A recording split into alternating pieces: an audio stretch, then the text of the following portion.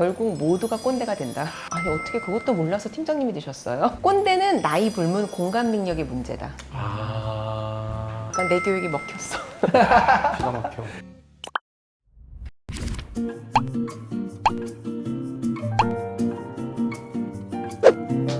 김주수 이시안의 빨간 토끼. 지난주에 이어서 오늘도 역시 D&D가 아니구나.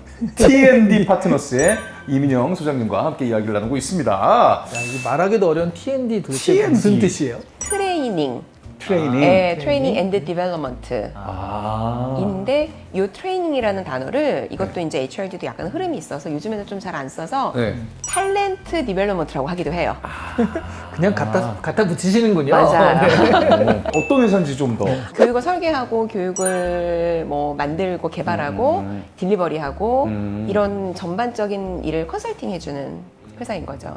HRD. 이 어떤 건지 좀 더 자세하게 좀 설명을 좀 부탁드릴게요. HRD Human Resource Development. Human, 사람을 Resource 자원으로 보고 인적 자원, 한국말로는 개발 이렇게 얘기하거든요. 그러니까 이 인적 자원을 어떻게 개발을 할까? 예를 들어 기업에서 신입사원을 채용을 하잖아요. 네. 채용을 한다고 해서 그게 끝나는 게 아니라 대학교 4년 동안에 배운 걸 가지고 이 친구가 25년 일을 해야 되는데 그건 가능하지 않거든요. 그러면은 이들이 사회 변화되는 거에 맞춰서 또는 직급이 올라가는 거에 맞춰서 추가해야 되는 역량들이 있을 텐데 이 역량이 뭘까를 찾아내고 이거를 교육으로 전달해드리고 이런 일들을 하는 게 HRD예요. 야, 회사 입장에서 굉장히 정말 필요한 네. 거잖아요. 어떻게 이쪽으로 생각을 하시게 된 건지. 이게 좋으니까 너 이쪽 길로 가. 이렇게 얘기해 주는 사람 그전에 단 한 명도 없었거든요. 그냥 교육학 개론도 있고 성인 교육학 개론도 있고 뭐 기업 교육학 개론도 있고 이런 것들이 있어요. 그러니까 이런 것들을 볼 때 이 분야가 나한테 좀 맞는 것 같아. 그래서 뭐 논문을 그렇게 쓴다거나 뭐 그런 공부를 한다거나 관심을 보이면 뭐 어떤 선배가 프로젝트 하는데 뭐라고 해서 하게 되기도 하고 그리고 기업에서 어떤 교육을 만들었는데 내가 한 번, 두 번 뭐 8시간 프로그램에 내가 한두 시간 교육을 했어. 근데 선배들보다 내가 더 재밌게 잘하는 것 같아. 뭐 예를 들어서. 그냥 이러면서 그냥 어떻게 물 흘러오듯이 그 기간이 굉장히 오래된 기간이니까 그렇게 오게 된 것 같아요. 인재 개발하시는 직업에 가장 큰 자부심을 느끼실 때는 언제예요? 우리는 성과를 잘 내기 위해서 일을 잘하기 위해서 교육을 하는 거잖아요. 그래서 예전에는 영업사원이다. 그럼 영업 스킬 교육을 하고 아니면 뭐 대민 업무를 해야 되는데 이 친구가 친절도가 잘 안 나와. 그러면 친절 교육, 굉장히 교육이 이렇게 단편적이었어요. 그런데 그렇게 해봤더니 그래도 영업 실적이 안 올라. 친절이 나오긴 나오는데 영혼이 없대. 이런 피드백이 들리는 거예요. 그래서 한 10여 년 전부터는 교육이 어떻게 달라지고 있냐면 그 스킬이 부족해서가 아니라 하고 싶은 마음이 없어서 그래 얘들이 이제 이렇게 이 사람 하고 싶게 하려면 어떻게 해야 될까 막 조사를 해봤더니 스스로 행복하다라고 느끼는 사람은 뭐든 열심히 하더라. 뭐 성과, 영업 실적, 창의력 이런 조사 결과들이 있어요. 그러면 이제 이런 게 교육에서 어떻게 하면 행복해질까요? 그런데 더 중요한 건 행복은 전염이 돼요. 내가 행복해야 저 사람도 행복해져요. 맞아.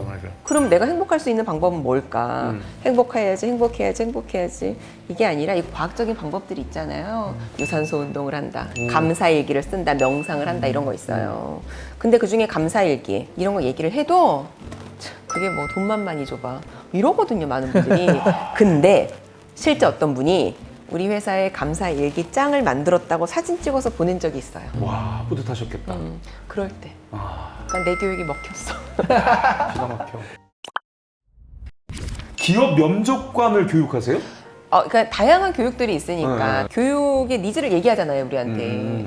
선생님 이런 거 이번에 좀 해주세요. 근데 그중에 요즘 제일 중요한 게 면접관 교육. 그러니까 어떤 애들을 어떻게 뽑아야 될지 20년 전만 해도요 대단위로 그룹 공채를 뽑아서 애들 대충 배치해도 됐었어요. 얘가 성과가 잘 안 나. 그럼 여기로 옮겨요. 사람이 많고 경제가 성장할 때니까 그렇게 해도 끌고 갈 수 있었어요. 지금은 너무 빨라. 그래서 이런 말 들어보셨을 거예요.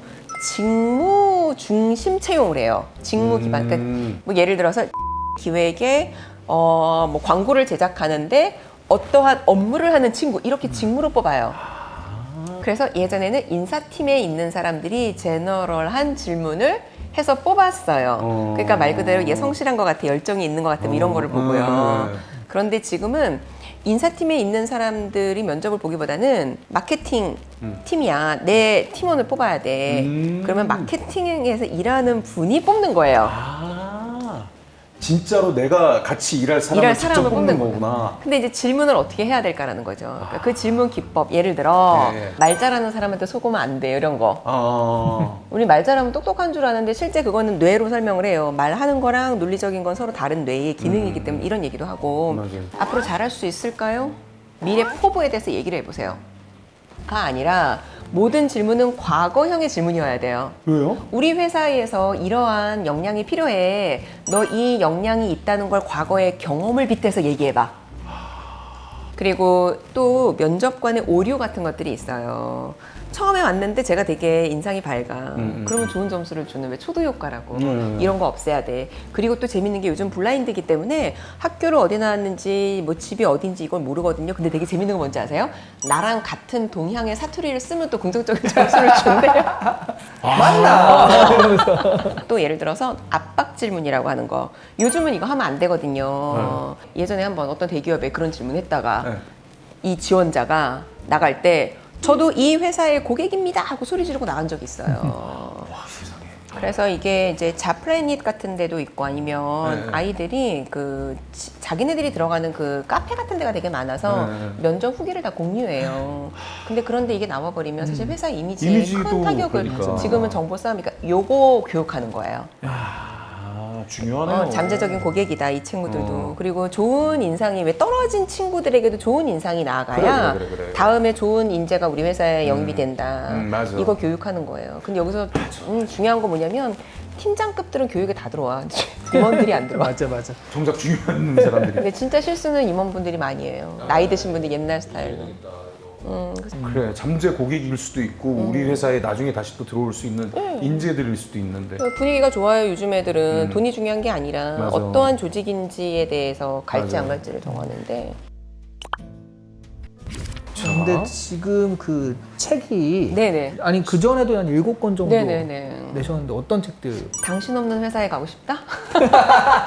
말은 어떻게 공감을 얻는가? 마법의 18분 테드처럼 소통하라. 세크릿 제가 번역한 것도 네. 있고, 그리고 젊은 꼰대가 온다도 있고, 최근에 포스트 챗 GPT 역량 딥다이브. 그러니까 GPT요? 네, GPT 교수님 책 쓰시고요. 아. 근데 저는 그러니까 기술적인 이런 얘기 많이 해주셨고, 저는 포스트 챗 GPT 그 다음 세계에 어떠한 역량이 필요한지 인간이 HR 관점에서. 역량 그렇구나. 관련된. 꼰대인 상사를 현명하게 대처하는 방법? 젊은 꼰대라는 게 너무 이제 딱 와닿는 근데 키워드긴 한데 젊은 꼰대라는 건 어떤 꼰대예요? 본인은 4050과 다르다고 얘기하면서 더 심한 꼰대질을 하는 한 뭐 30대 이 정도 이렇게 되는 젊은 층. 그러니까 이게 맥락은 뭐냐면 전 책에 그렇게 썼어요. 결국 모두가 꼰대가 된다. 결국. 그러니까 모두가 꼰대가 될 이유가 있다. 또 이제 그 아래 세대는 역꼰대라고 해요. 얘들이 우리한테 꼰대지. 아니 어떻게 그것도 몰라서 팀장님이 되셨어요? 꼰대라는 정의가 네, 사실은 나이가 이렇게 들고 이런 게 그런 게 다가 아니라 아니다. 저 사람을 이해하지 못하면 그냥 꼰대가 되는 거예요. 그래서 저는 이제 이거는 그 정문정 작가라고 하는 분이 원래 책에다가 쓴 거를 저도 이제 가지고 왔는데, 꼰대는 나이 불문 공감 능력의 문제다. 드디어 우리 이민영 소장님의 평비점을 야 기대되는데. 긍정 마인드? 아. 너무 당연하지만 네. 긍정 마인드라고 얘기하고 싶어요. 의외로 너무 간단해서 약간. 그러게 저 고민 많이 했는데 진짜 딱 그건. 근데 이 긍정 마인드라고 보통 하시는 분들과 다른 점이 있긴 있어요. 어떤 거예요? 뭐냐면 그러니까 긍정 마인드라고 하시는 분들이 다 저는 긍정 마인드입니다 이렇게 얘기하잖아요. 저는 긍정 마인드? 근데 말씀하실 때도 굉장히 좀 그런 어떤 다정다감함. 요즘에 이제 다정함이 또 세상을 지배한다 이러잖아요. 맞아. 그런 긍정한 생각 자체가 이렇게 전해지니까 그 주변 사람한테 좀 전파하는. 감사해요. 나와주셔서 감사하죠. 아니에요. 불러주셔서 감사하죠. 좀 더 일찍 만났으면 얼마나 좋았을까. 혹시 뭐 마지막으로 이제 하고 싶은 이야기. 많은 분들이 경제가 어려워진다, 회사가 어려워진다, 제일 먼저 줄이는 비용이 교육비예요. 그래. 일단 제일 급한 거 먼저 사실 해야 되니까 맞는 말이긴 한데, 근데 교육만큼 중요한 게 사람들의 마인드가 달라지고 조직의 문화가 달라져야 그게 오롯이 성과로 올라가는 건데, 사람들이 이 연결고리에 대해서 굉장히 또 가볍게 생각하는 경우들이 많죠. 정말 교육 경험을 어떠한 방식으로든 꼭 우리가 초대되지 않더라도 뭐 온라인도 있고 맞아요. 다양한 방법들이 있으니까 좀 그런 교육의 어떤 마인드라고 해야 될까? 이런 것들이 중소기업에 계시는 분들뿐만 아니라 전 국민이 가졌으면 하는 김지수 이시안 이민영의 빨간 토끼 토끼. 감사합니다. 예전에는 왜 영화 오디션 같은 거 보잖아요. 그러면은 합격한 사람들한테만 문자가 갔었거든요. 요즘엔 떨어진 분들한테도 문자가 가요. 신입사원 채용이 그래요. 근데 떨어진 문자 받으면 기분이 안 좋아하긴 마찬가지예요. 아침에 받잖아? 아 아침부터 재수없게 해. 저녁에 받으면 아 밤에 잘 때 뭐야. 언제 받아도 나빠. 그렇지.